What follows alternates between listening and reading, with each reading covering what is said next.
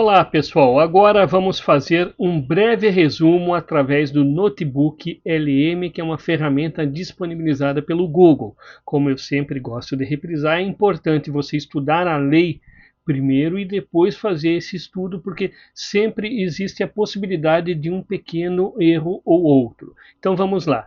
Um novo paradigma para o uso da força, guia estratégico do Decreto Presidencial número 12.341 de 2024, regulamentando a Lei 13.060 de 2014, para profissionais da segurança pública. Missão: promover a atuação legítima, eficiente e transparente. O Decreto 12.341 disciplina o uso da força e de instrumentos de menor potencial ofensivo, estabelecendo um padrão nacional com 4 objetivos centrais. Quais são? Eficiência, transparência, valorização profissional, respeito aos direitos humanos. Na eficiência nós temos otimizar a atuação para alcançar os objetivos legais com o mínimo de dano. Na transparência nós temos garantir a clareza e a publicidade dos dados e procedimentos. Valorização profissional, proteger e capacitar os agentes de segurança pública. Respeito aos direitos humanos, que é o 4º pilar. A assegurar a dignidade e a integridade de todos os cidadãos. A estrutura do novo paradigma, os 5 pilares fundamentais. Pilar 1, princípios, a base filosófica que orienta toda e qualquer ação. Pilar 2, regras de engajamento, as diretrizes táticas para a aplicação da força. Terceiro pilar, capacitação e prontidão, o preparo e o suporte contínuo do profissional. Quarto pilar, implementação, a distribuição de responsabilidades para execução. Quinto pilar, controle e monitoramento, os mecanismos de fiscalização. Primeiro pilar, a fundação de princípios que orienta a ação. O artigo 2 estabelece 7 princípios invioláveis. A força só é legítima quando todos eles são observados. Não discriminação, atuar sem preconceitos de qualquer natureza, responsabilização, assumir a responsabilidade pelo uso inadequado após o devido processo legal, razoabilidade, uso com bom senso, prudência e equilíbrio, legalidade, atingir um objetivo legal nos limites da lei, precaução, planejar para prevenir ou minimizar o uso da força e danos. Necessidade, empregar a força somente quando recursos de menor intensidade forem insuficientes. Proporcionalidade, o nível da força deve ser compatível com a gravidade da ameaça.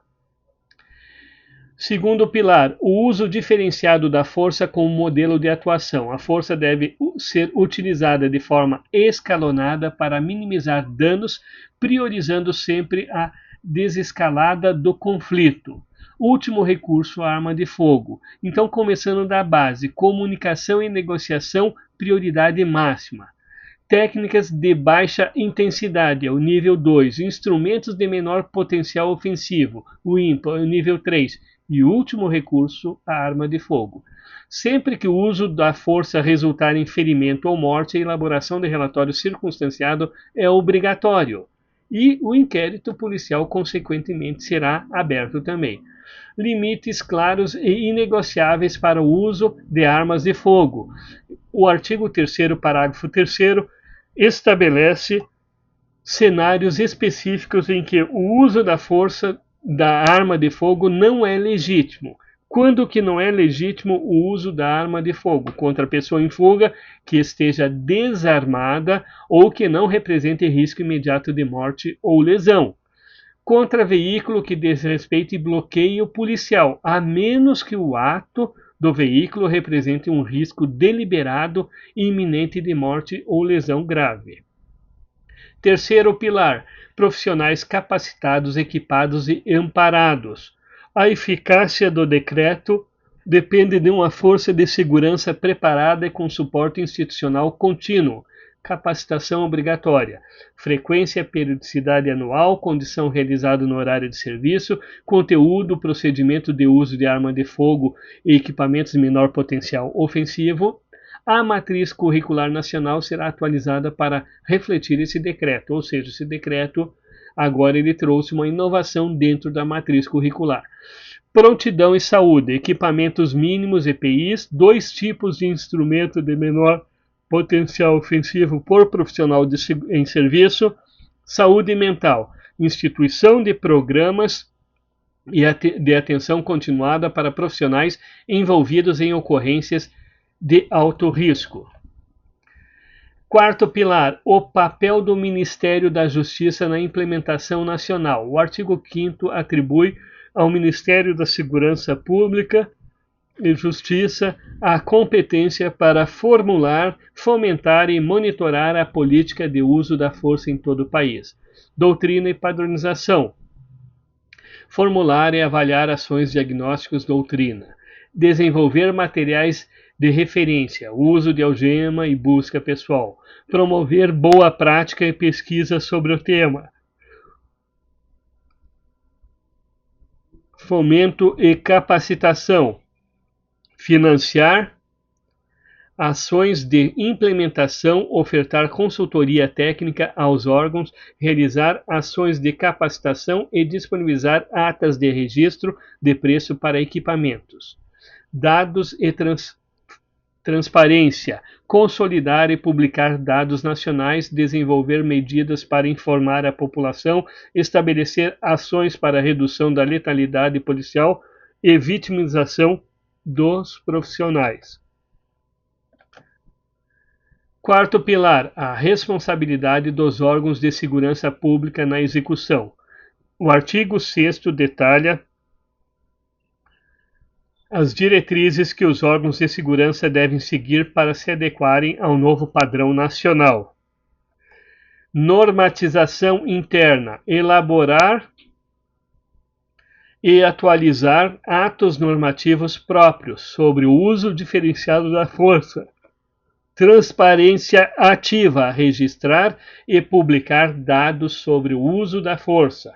Gestão de pessoal, garantir a identificação clara dos profissionais em serviço e promover a capacitação. Padronização de ações, normatizar a atuação em crises, buscas, uso de algemas e procedimentos em caso de lesão ou morte. Fomento à pesquisa, incentivar estudos locais sobre o uso da força e seus impactos. Quinto pilar, fortalecendo o controle interno e a fiscalização social. O artigo 7º estabelece as diretrizes para os mecanismos de fiscalização, garantindo transparência e canais eficazes para a sociedade. Primeiro, acesso público, garantir acesso a dados e informações sobre o uso da força. Segundo, canais de denúncia, disponibilizar meios claros e acessíveis para registro e acompanhamento de reclamações. Terceiro, processamento eficaz, assegurar que as reclamações sejam processadas de forma transparente. Quarto, estruturas fortalecidas, reforçar a atuação de corregedorias e ouvidorias.